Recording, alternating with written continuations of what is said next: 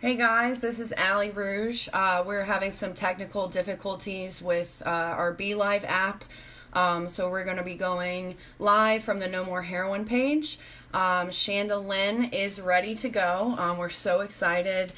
She is a beautiful, talented, passionate woman. I'm so excited to have her on the show today. And also excited to be the new host of the Survivor Series. As Higgy and I talked about the last show, it was funny because we spoke about the importance of self-care, the importance of having balance, and Higgy had gotten to a place where he realized he was overworking himself and he needed to take a step back. And so that's really exciting for me to be involved with this series. The series is focused on shadowing the people who have survived through addiction, the success stories, because as we know, the news and media always portrays addiction in a negative light. They talk about, roughly 200 people are dying a day from addiction, and we never hear about the people who are actually making it through. So tonight we have an amazing guest, Chanda Lynn. I'm like fangirl excited. I love her videos. She's an amazing poet. And so I'm going to attempt to bring her on.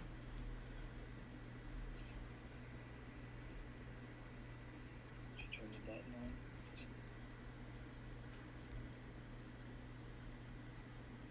She's not on there. Turn the button on. Turn the button on at the top. Hit the silhouette of the person at the bottom. I did. She's not on there. Just wait.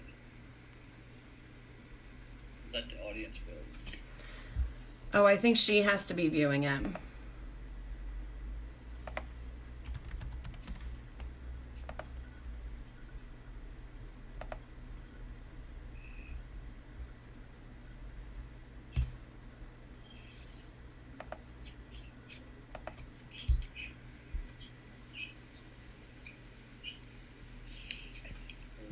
We're waiting for Chanda Lynn to join the broadcast.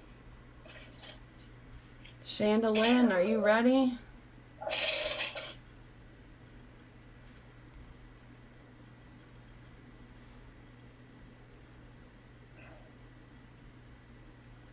See, she says there's no way to click to join.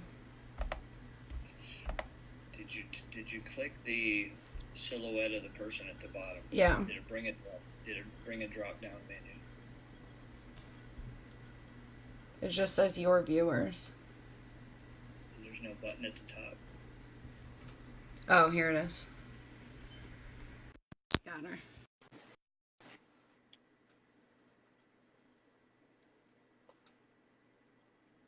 I think it's gonna work. We went There home. we are. Aha! It works. Hey, we Hello. did it. Listen, don't get too excited because I am the ruiner of live videos.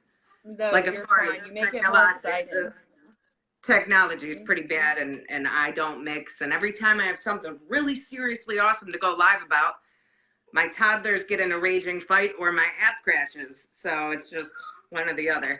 Here, I'm trying to get Isn't on that here. always how it happens? It always works like that.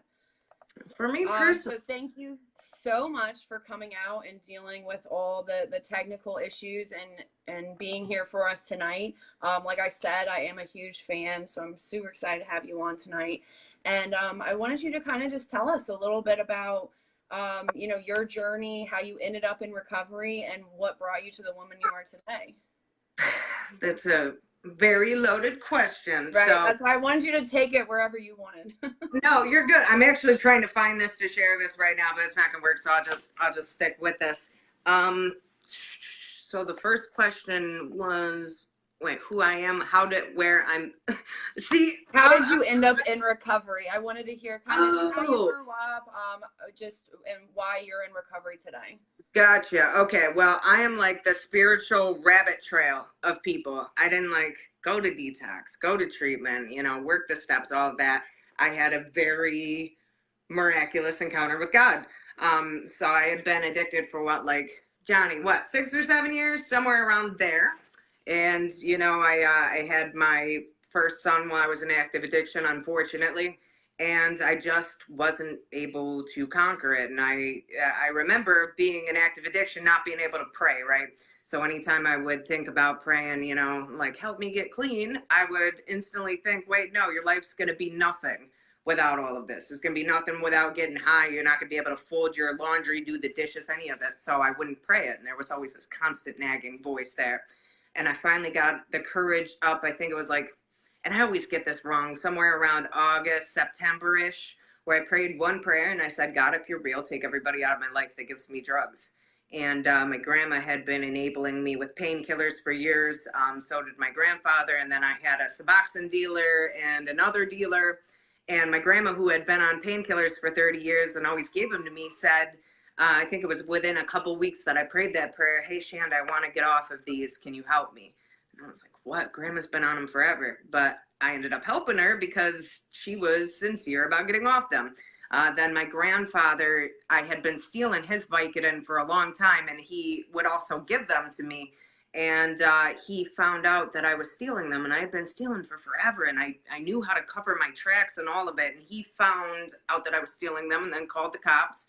My other drug dealer went to a 3-year rehab, or no, wait, I believe it was a 3-year rehab, if I'm not mistaken, said he was going to go to a 3-year rehab. He had been like addicted for 15 to 20 years. His mom actually found help through the Addicts Mom page. And then my other dealer ended up going to jail. Poof. That's how that happened for me. And then I had a decision to make. And obviously I couldn't go someplace because I had my son, or I didn't know of available resources for that. So I detoxed on my mom's couch. And on the 3rd day, I woke up. That's kind of how that got there. So that's incredible.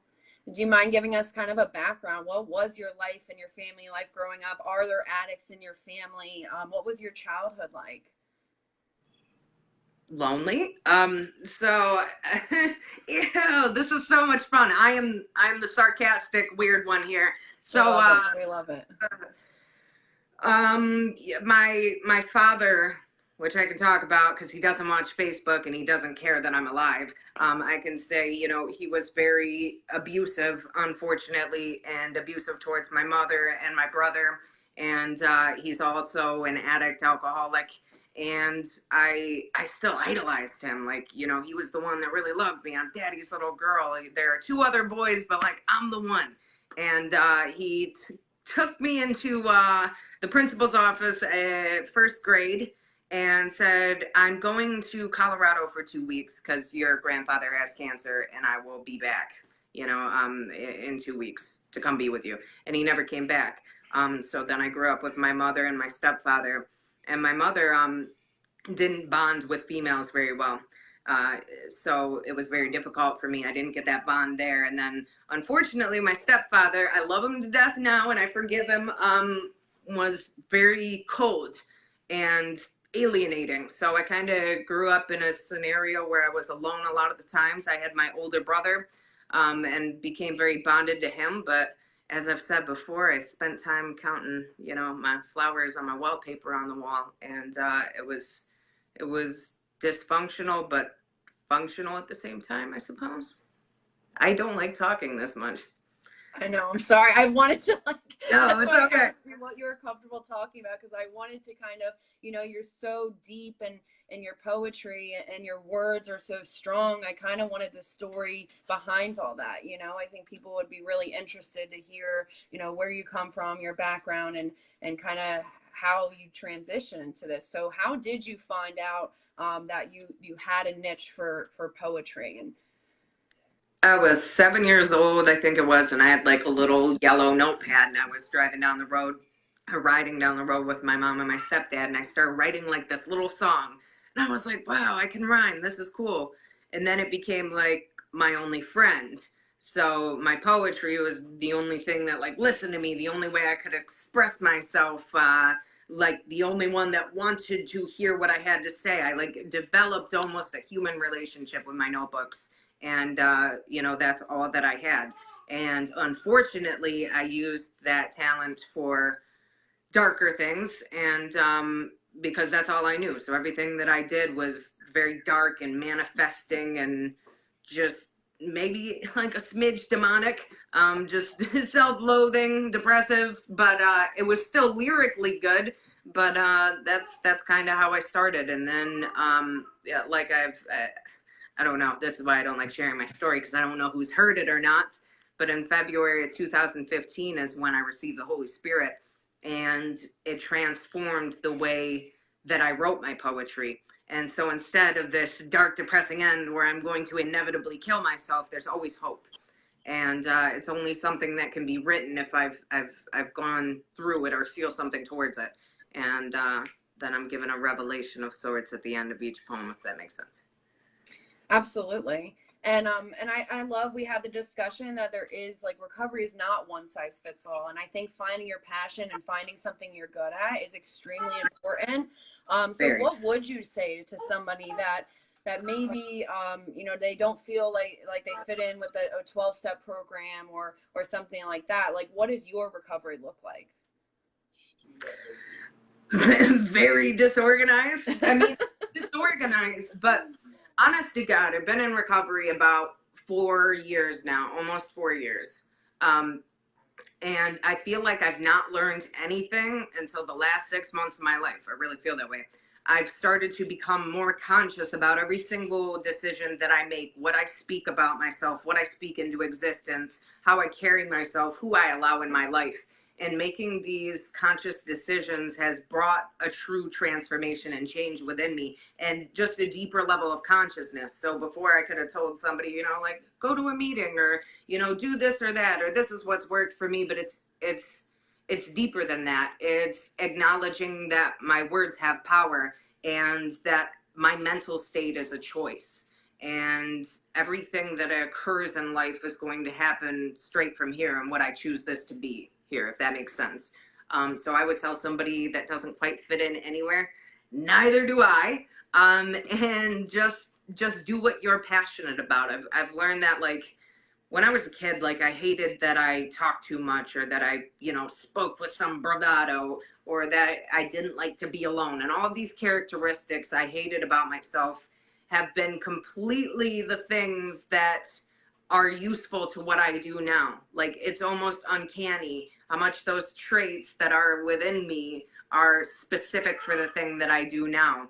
And that's why I lead towards passion, because you got to fill it with purpose, fill that void we all have inside of us with purpose. And your personality is crafted in a way that is conducive to your purpose. So, and here we go. I'm being weird. I know it. Or maybe I love it. We love it. I feel like I'm being weird. I don't know which one it is here. And I was going to say, feel free, Chanda. I know you welcome questions in the comments. So if any of the viewers have questions that they want to ask Chanda, I know I've seen on some of your live videos, people ask, how do you find balance? Like, you're a mommy. I think you just had a baby. Congratulations. And how do you, you know, do all these things and find balance in your life? I take baths. I mean, I don't have like a lot of time for balance. You just kind of, what do I want to say? Mold yourself to the situation that you're in almost. So I don't have an expectation that I am to be this, or I am to experience this, or this is how this is supposed to go. And since I don't have an expectation of it, I can craft around the situations I'm put in. So having 3 children and having a job and trying to help all the people in the world, which it feels like sometimes there is no certain way to do that and be like kind of in balance and harmony with myself, I guess. So I don't set the expectation that this is how it's supposed to go. And I do a lot of self-care. You know, I hang out with people that are good for me, and I'm selective about those people, and I talk to people that are good for me. And I take my baths and I write my poetry because it's my form of release. And I just make sure I'm surrounded by other like-minded people. That's how I don't lose my mind. But I'm not gonna lie, I've been depressed for the past couple months. It's a wave. It's a wave that you just kind of gotta go over it, you know? And that's something to talk about, which I'm sure, you know, all of us really struggle with, is depression. So what do you do? And thank you for sharing that. I really respect people who say, you know, I still have dark times in sobriety. I still make mistakes in sobriety, right? So how, when you find yourself in that position, that dark, deep pit of depression, what do you do to get out of it?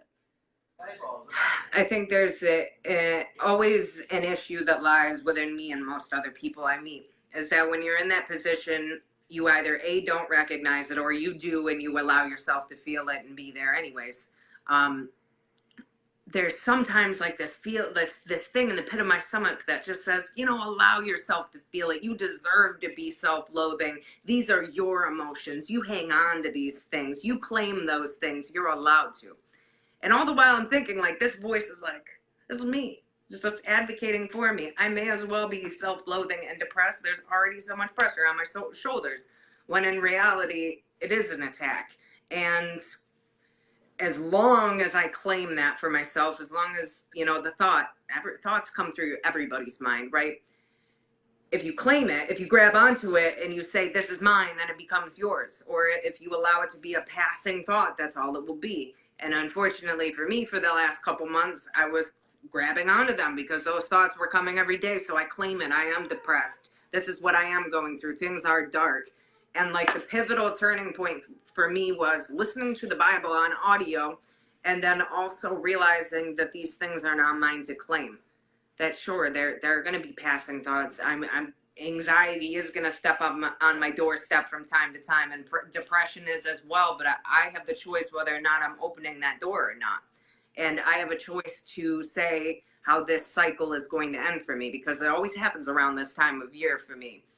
And it doesn't have to end in destruction. And that's a choice, and choosing a different mentality. And the only way to fight against any of that is to have a mental defense for these thoughts. So that's why I put positive affirmations around. It's a mental defense. I'm building up my mind. Like, okay, I am powerful. I am not depressed. I have peace. I am thankful. Those are like mental shields for all the passing thoughts. And I'll be less likely to grab onto that one if I'm, you know, feeling blessed and thankful. That was a lot of fun. It was beautiful. I was loving every second of it. And kind of like how you talked about, you speak it into existence, right? So especially manifesting what you want in your life. So if you want to be happy, you want to be successful, you speak that out, and that's what the law of attraction comes into your life, you know. Just did a live video about that, actually. Nice. So it's interesting. So I had another question just for me personally too. I really struggled when I came into recovery, and they tell me that we have to have a connection with a higher power and all this stuff. And I didn't know if I believed in God. I always say, like, I was agnostic at best. I wouldn't say that there was a God, and I wouldn't say that there was. And I really struggled. I was raised with God is like a bearded man in the sky who like grants wishes and like, you know, punishes you if you're bad. So I grew up and I realized, like, I don't think that that's true. So what is your advice, or what would you say to an agnostic or somebody who says that maybe I don't believe in God, or I don't think there is a God? How can you flip that person into having faith and having that connection? It's never me flipping anybody. It's that, you know, it says, seek and you will find me. And that's something that I've learned, if nothing else, that in the most disparaging and in dark times, I do seek, and I'm always knocking, and I find him. And I'm not trying to convert people, because I believe, like, God and the Holy Spirit does that themselves. Okay. Like, I was like into occult stuff and dark witchcrafty weird stuff. Okay. I was not along the train of thought. Right. And the only way that I can even come close to transforming somebody or flipping them is by telling them my experience. Experience one, after I detoxed on my mom's couch and woke up on the third day, I decided I wanted to move down there. I need to get away from where I'm at. Right. And it is like mid-January. And I grew up in like this Pentecostal church, right? I wasn't sure if I like really believed or if I was like going off the occult path, okay? But I remember thinking, I'm in this podunk coal mining town. There's nothing there except one Catholic church. And I'm not Catholic, okay? I'm not going to a Catholic church. And I remember praying, God, send me a Pentecostal church like the one I grew up in, right? Just like make one poof and appear out here in the middle of nowhere. So I'm at Dollar General. The next week, I get out of Dollar General, put the groceries in the car, and this guy comes running up, tapping on my window, knock, knock, knock, knock. Roll the window down. God, the Holy Spirit has something he wants me to tell you. And I was like, okay, all right, just a little bit. I did. And he's like, Holy Spirit told me to tell you that a new Pentecostal church opened up a couple blocks down there and he wants you to go this Sunday. Now, there is no way in the world that is a coincidence to me. And it just so happens that I started going to that church. And I've been to church all my life.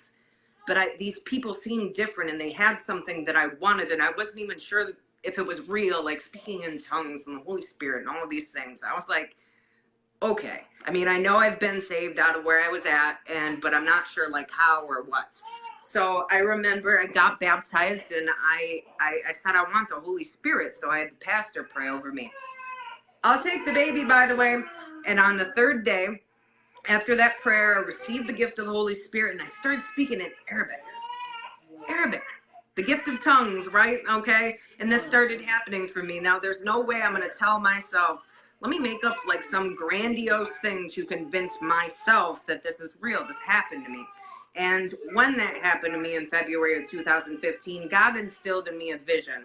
He said, you're going to go out to the world and you're going to share your testimony and you're going to reach hundreds of thousands, if not millions of people. Today, I've reached over at least 10 million people with one video. I have over 300,000 followers. There's a reason for that. It's not because I'm more special than anybody else, but because I received a vision and I rolled with it. And God had a purpose and plan for my life just as he does everybody else's. So that's my proof. I believe he reveals himself to us in many different ways. It's just, are we willing to see it, and do we have ears to hear it when we hear the truth? It always says in the Bible, those that have ears to hear will hear. Okay. When you want to hear, you will. Can you bring me the baby so he's not crying anymore? What?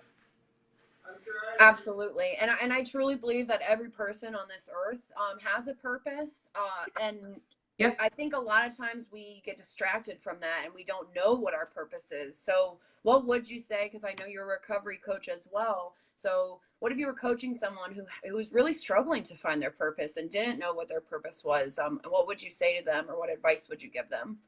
I would say, what do you do when you do it that makes you feel like you're at home? So with me, I know that it's my writing and my public speaking. It's almost like this inherent knowing that this is what I'm supposed to do. When you're doing it, you're like, I don't need to be anywhere else or need to be doing anything else. This is what it's meant to be for me. So for another person, it could be when I'm cooking and I'm chopping something, I'm creating something in the kitchen. It's almost like I was created to do this. It's purpose. It's purpose. And maybe people have different purposes. I'm not just saying that there's one grand thing that somebody's just always going to do, because I'm multifaceted. I do a lot of weird stuff all the time. But I know that there are a few things that I'm purposed for. So I would ask that person, what makes you feel at home? What are your talents? Because I happen to be a portrait artist, but I hate drawing portraits. I'm really good at it. I could have went on to be a tattoo artist and been big at that. It's a talent, but it wasn't my purpose. So it's just, I guess, what makes you feel like you're at home? That's for me. That's my answer. That's beautiful. And I know, sorry, we're jumping around because I'm also shot out and did a lot of drugs, and we keep it interesting, right? So I know we talked about how addiction runs in your family. What'd you say? Oh no, I've done a lot. Do you notice me right now? I'm erratic because I'm either like way up here and like I'm functioning well, or I am not understanding English. So there's one or two, right? And you just have to. I'm glad. I'm glad I got you on a good day today. Yeah. But yeah, I'm sure there's always people watching who maybe they don't struggle with addiction personally, or they have their own faith, but their son or their daughter or their brother or their sister, somebody that they love, struggles with addiction and doesn't want help or doesn't want to better themselves. What do you say to those people? Well, I used to say a lot of things to those people. Number one, stop enabling. Okay, that's a given. You have to. And I've learned that the hard way. And then I've learned that again, the hard way, and again, until I finally got to the point where I'm like, no more, just in any way, I can't do this. Stop enabling. And the second thing, offer them help. Do everything that you can. Like, listen, come to them in a loving manner. I'm here for you if you need me. I'm not going to be here for you in these certain ways, but if you want help, you can come to me. And the most important thing you can do is take care of yourself. I've learned this. See, I had like this magical idea that I could save my family members. I'll take them. That I could save the family members that I love from addiction. But it's a fallacy. I can be an example of what recovery looks like and what redemption looks like, but at the end of the day, I can't be the one fighting the battle. And like, we think we can. And like, even, last year or a few months ago, I still thought I could after, doing this work and all this. I have to breastfeed the baby, by the way. That's why I'm moving it up. I thought I could, but the reality is that you can't. So I would tell a person that's in a situation that I'm in and have been in to continue in prayer, because prayer does change things, and to keep your hope, but to start practicing self-care. It's essential. Otherwise, you are going to be drawn down and dragged through the pits where your loved ones are at as well. So what does, because I'm sure a lot of people out there maybe that are new to this, what does enabling look like to you, or what exactly is enabling? Enabling is doing something for an addict that they should be doing themselves. So if that's bailing them out of jail, paying their bills, covering up their addiction, just all in general, allowing them to live with you if they're using. If they're capable of going out and getting a job and paying their bills and being a normal, healthy adult, then that's what they should be doing. Also, enabling is hiding somebody's addiction or providing the drugs or alcohol or whatever it is to them. My grandma's a great example of that, and she's owned that and come on video with me. I'd go to her and I'd say I'd hurt, and she'd like have a little bit of question about it, but like she'd still give me the pills, and that's enabling. So there are many valuable articles on enabling. So if you think like you might be, I would research into that, because it is deadly. An example would be, I had this guy in rehab, and they called me because he wanted to leave. And I was like, I'm going to try with him. And I tried my best, literally my best. And he's like, no, I'm going to call my sister and she's going to come pick me up. So guess what I did? I called the sister and I said, don't you dare pick him up. And she said, I'm not going to. I'm not crazy. And this guy, the most adamant, dead set against staying at rehab person that I've ever talked to, got on the call with his sister. She said, are you out of your mind? I'm not coming to pick you up. I get a phone call back. Oh, yeah, he's staying at rehab. If she would have went and picked him up and enabled him, he would have probably been dead that night. But she said, no more. I'm not doing that anymore. And it's a good example of how powerful enabling is and not enabling can be. Absolutely. Right. And that's what I deal with that as well. I just on the phone with a mom today who, her son's going out to treatment for the third time. And she was kind of asking me, well, what do I do? Should I help pay his rent? Should I send him cigarettes? Should I do all this? And I kind of just wanted your opinion or your take on that, because I know for me, I didn't get clean until I was cut off completely. So what is your experience with that, with your family? And did you have enablers in your life? I mean, I had, my grandma and my grandpa that gave me pills, but I didn't have like family begging me to get clean and like, please don't die. Like, we'll send you off to rehab 17 times and we really want you to live. Like, I didn't have that. So I get really frustrated with people when they do have that and they squander it. You will never understand how lucky and blessed you are to have people that want you alive, by the way. But yeah, I mean, like I said with my story, my grandma just stopped taking the pills. Like, I helped her get off of them. So the enabling stopped there, and grandpa called the cops on me. So there was really, it just stopped. But, grandma had a very difficult time with enabling, and a lot of people do. But she's found support and she's found liberation in sharing her story. So that's So how did you get to that point from detoxing on the couch, cold turkey, super painful, to where you're at today? I know, again, a loaded question, but it kind of gives us a general overview of, because I'm sure there's people watching this who are trying to get clean again, and are in early recovery and they feel hopeless and they want good lives. So can you kind of paint us a picture of your journey throughout the last 4 years? I made using heroin, painkillers, my drugs of choice, not an option. It's almost like I retrained my own mind. I didn't end up going to meetings. I didn't have a counselor, therapist, no rehab, no nothing.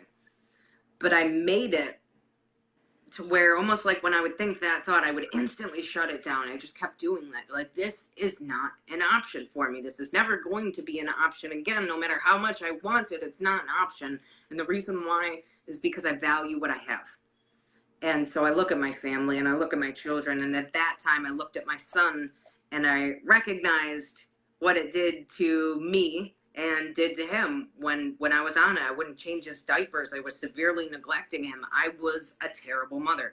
I really was. And I realized that that's where that's going to lead me. And I value him and his life more than I value trying to get high again. And when it's interesting when some people come into recovery, right? And they do this where they say, well, I'm going to get clean for a while, but like maybe, 10 years in the future, I can just take some handfuls of Vicodin, or let me do a couple bags of heroin. It's always in the back of their mind. They leave it that small option because they feel like they're being robbed of something if that tiny option's not there. Like something's being taken away from them, or I can do this, one day, or I'm going to get better enough one day.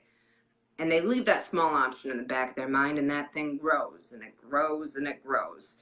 And as long as they water it with passing thoughts, it's going to become so overwhelming that it causes a relapse.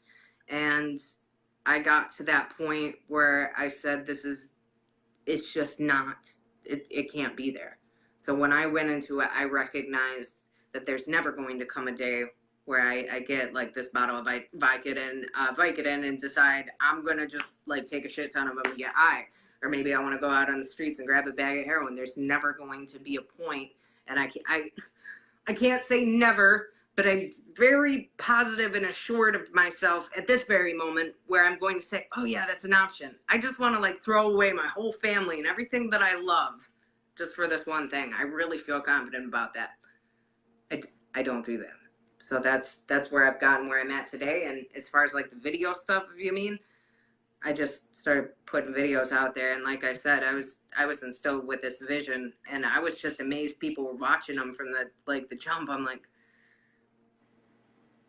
what's happening here? I stutter when I read my poetry. Some people that are watching right now say they hate the sound of my voice, and I don't know how I made it this far, but I know that God gave me a purpose, so that's where I got. I just kept focusing. I don't know. Absolutely. And so, what does the future look like? So, what do you have you had any more visions of what's coming up next, or can you give us a sneak peek of maybe something you're working on? Or, well, I'm working on right now. Actually, it's being edited. A video about there being more than one way to recover. It's actually awesome, and I got to do a whole poem about that. I'm going to be obviously, focusing on my story of addiction in recovery, but I'm going to be branching outside of that as well. My idea is that unfortunately, there's so many great things about a recovery community. There is, and the specific one that I happen to see online every day and hear about. But there are so many negative things that have been attached to all of it that I have decided just in my walk to completely branch away from all of it and kind of not even set myself apart, just be apart from it and kind of trail the way to something different, because I believe there could be other options that are more successful.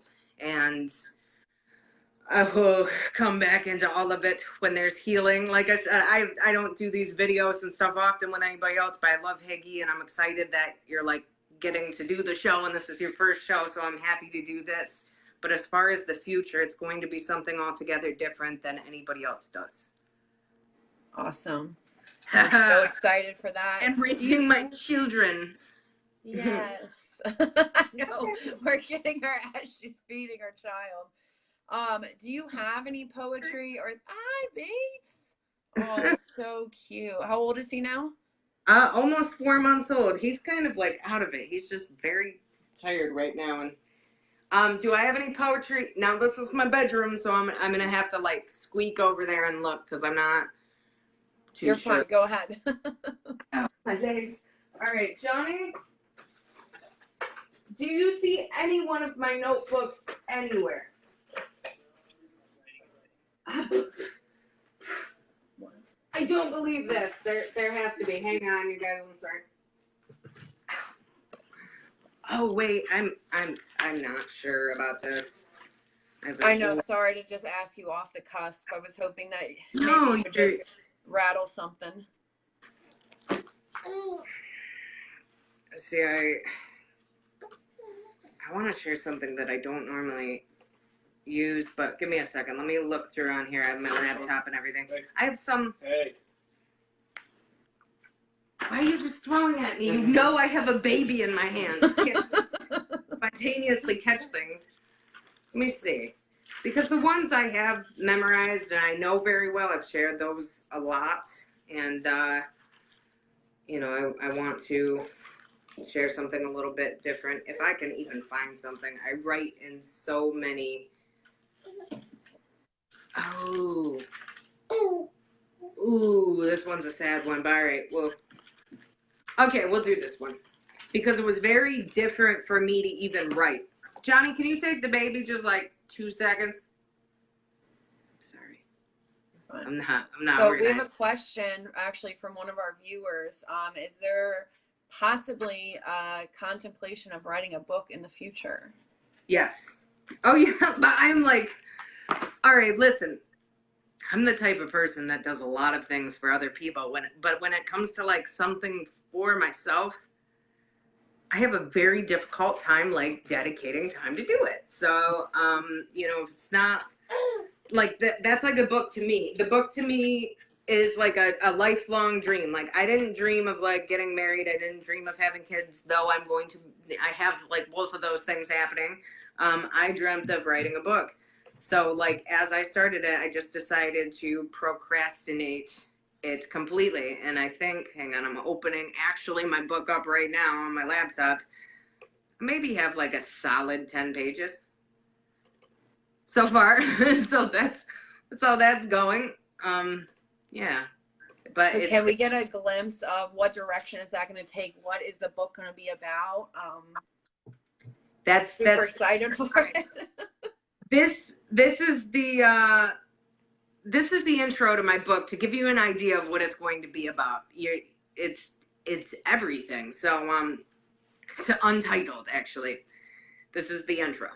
It has been said that you don't really exist. After all, you are subjected completely to another person's perception of you, which may not actually be who you really are. But if I asked you who you are, would you really know? Would you just be a perception of your own mind? Are we not just perceptions of our own minds? You will find your perception of me in this book, even if you don't intend to interject it. I was always fascinated with being seen, but I've realized that I've never really been seen. In fact, I can only provide you with pieces of myself, honest, but still partially fragmented, with the full expectation that you still will probably never see me. How could you if I don't really exist? Wow. That's what that's going to be. Wow. It gives you an idea. It's like every time I hear you speak, I have to like take a nap after because my brain is just like on fire. Like it's so deep, it's so passionate, and no wonder you have so many fans and so many viewers that just adore you. Oh, I call them friends. Friends, and family, yes. I'm listening. Someone I'm looking asked, for. what was? Oh, there's more. Okay, go ahead. Someone asked, what was Tiffany Jenkins like? So did you meet She Tiffany was awesome. Jenkins? I actually met. Yeah, I did. I met her. She actually reached out to me, and I was going to reach out to her. Um, and I met her down in Florida, but I was like in a really, probably like a darker place in my life at that point. So she kind of got to meet me when I was like, life is kind of like this. So I'm not sure that I gave a great first impression, but she's really driven. She very much is, what do I want to say? Empathetic about what other people think and feel. So she's very tuned into how other people perceive her and perceive the world. And she's, what do I want to say? Just, she cares. Like, she cares. She values other people's opinions and regards them very highly. So it's made it, similar to me, except for I'm like a little bit opposite of that. It's made it probably a little bit more difficult for her to be a public figure, but it comes with its own set of challenges. But she's awesome, and she's vibrant, and she has life, and she has a vision, and I really enjoy her. Do I get to talk to her as much as I would like to? No, because she's insanely busy, and so am I. But really cool. And she's funny, and just who she is on video is like who she is. I don't know. It's cool. Right. And that's what I really respect too. And something that you do is you guys are truly authentic, and this is how I am, and this is how it is. And these are my struggles. I can't only relate to successes. Like, everyone in this world, especially people in recovery and early recovery, have those struggles. And I did watch your video about anxiety, really helped me. That was a personal question I wanted to ask. How do you deal with anxiety? And do you suffer from panic attacks or anything like that? Like, how do you get through those tough times? Well, it's exciting. I love being asked that one. I used to struggle with anxiety very, very bad. I'm not saying that it still doesn't come from time to time. I was in the position a few years ago when the sunlight would set me into a panic attack. So I'd have to keep curtains on the windows at all times. Otherwise I'm gone. If I was vacuuming and the vacuum just felt like a tiny bit heavier than what I was used to, start breathing in and out. The world's not real. This is all a play. Everybody's scheming out, plotting against me. They're just trying to make me believe my life is real when it's really not. And I'm probably just going to die right now. Small things like that would trigger to the place where I had no peace. I couldn't go into grocery stores. I couldn't do anything normal people did. It was crippling. And after, I got in recovery, I'm still having severe anxiety. A lot of it's due to your changed brain chemistry, but also just under spiritual attack a lot. And I got to a place where I started just accepting what this reality is. See, I was in a position before where I couldn't even recognize my own human body. Looking at my hands and my feet really made me feel very strange and not okay, and I was not human. It felt real weird. And I got to a position where I accepted what this was around me.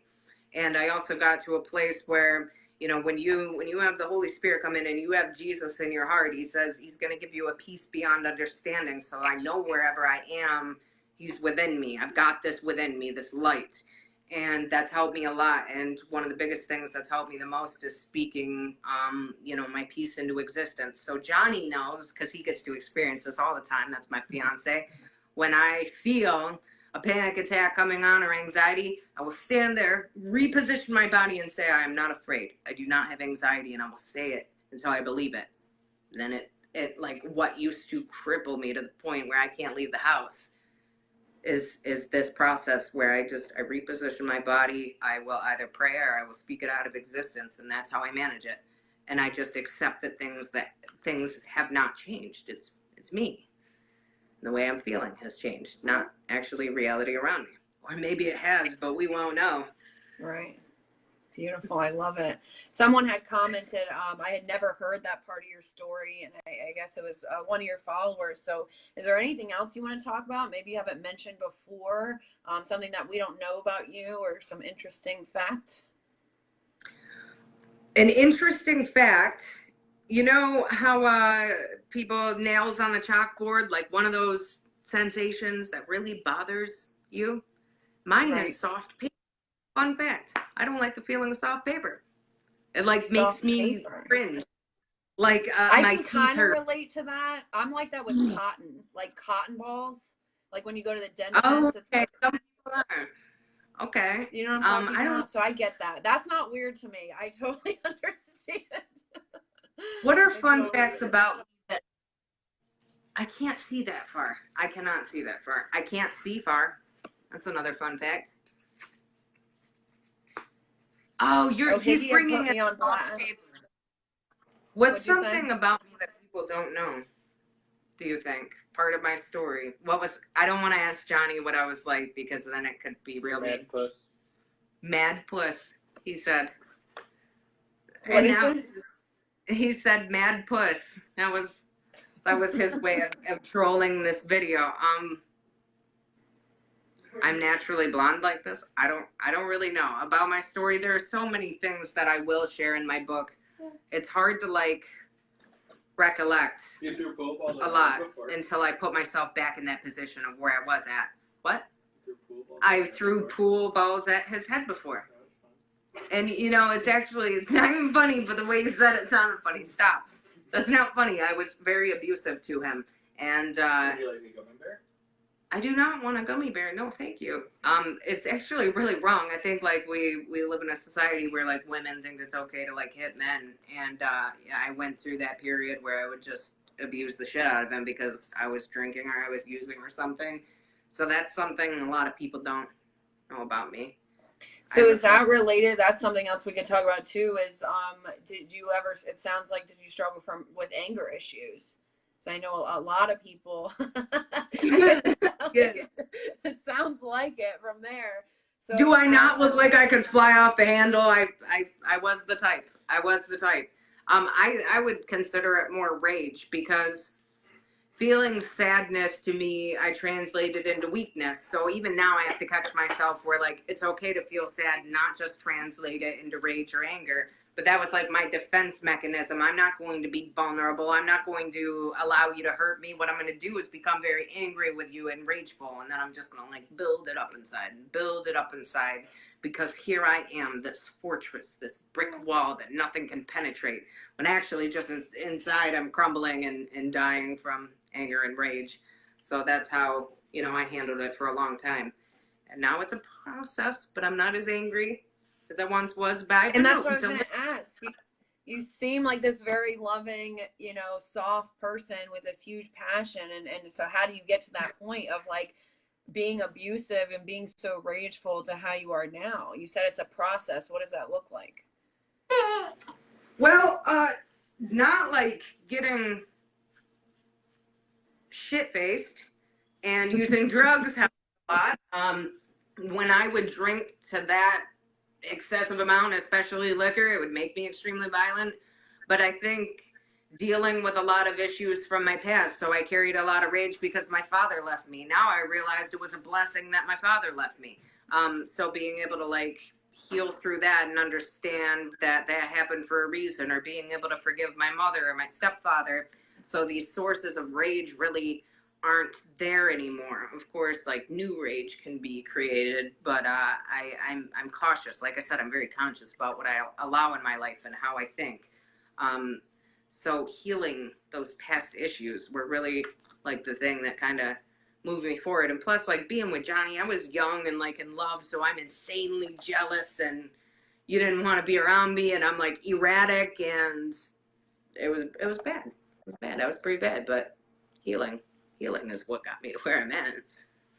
So how do you mind me asking how? Because I think a lot of women struggle with that, and I have sponsees that struggle with that. And like, how are you with your fiance now? Like, are you still the jealous type? Like, how does that work? Oh, I used to be the point where he couldn't even look at a woman. Right. I got to this place, and even now, you know, if I'm being completely honest, I find myself falling in love with him again. So my idea is, oh, you gotta withdraw. You gotta like hold back a little bit because you're gonna get hurt, even though he's never hurt me before.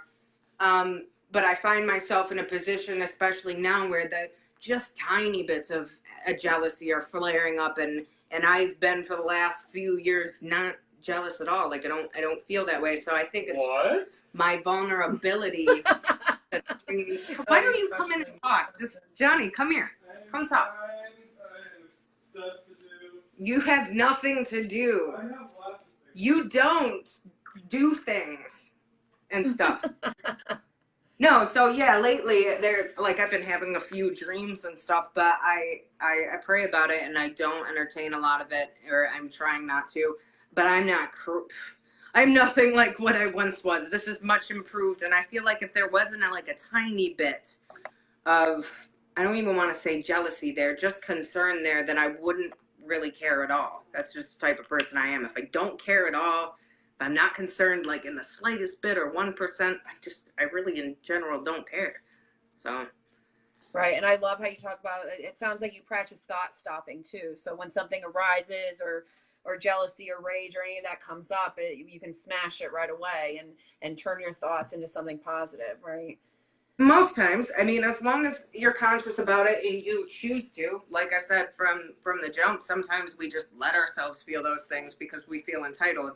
I am not immune to, feeling all of these ways. And do I catch it right at the jump every time? No, I don't. But I'm trying to, the most of the time, be able to.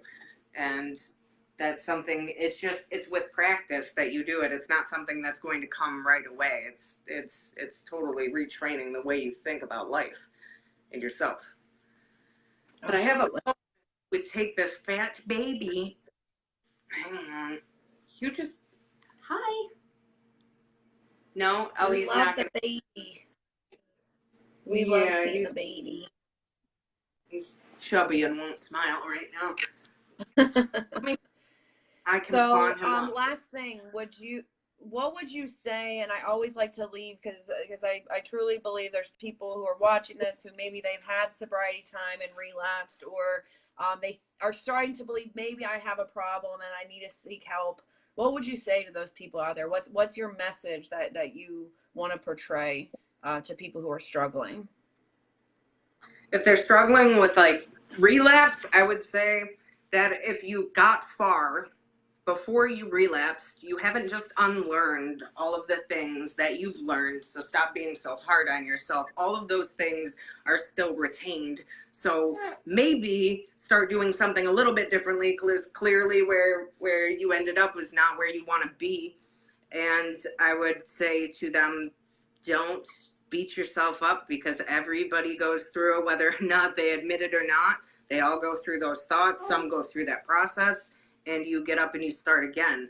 And that's the idea. And you're valuable enough and worthy enough to. And if somebody really is truly in recovery and that like they advocate for you, then they're going to understand. They're not going to offer a branch of judgment. And for those who are just struggling in general and never been in recovery, I would say first and foremost, I thought I was alone. I was clearly not alone.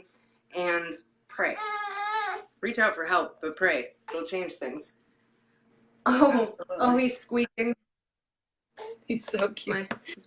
So can you read us? We can close on your sad poem. I would love to hear. No, I switched that one because I got another one. Let me pawn this baby off. Johnny, where are you? Okay, pawn the baby. 1 second. Johnny.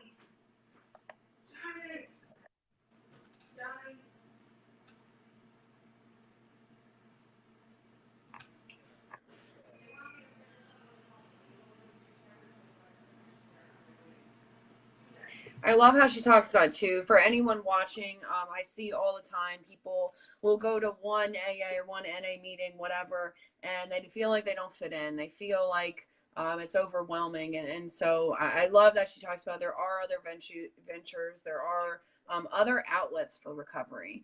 And I think that's important to talk about because a lot of people will just shut down a 12-step program and then just don't find any other way.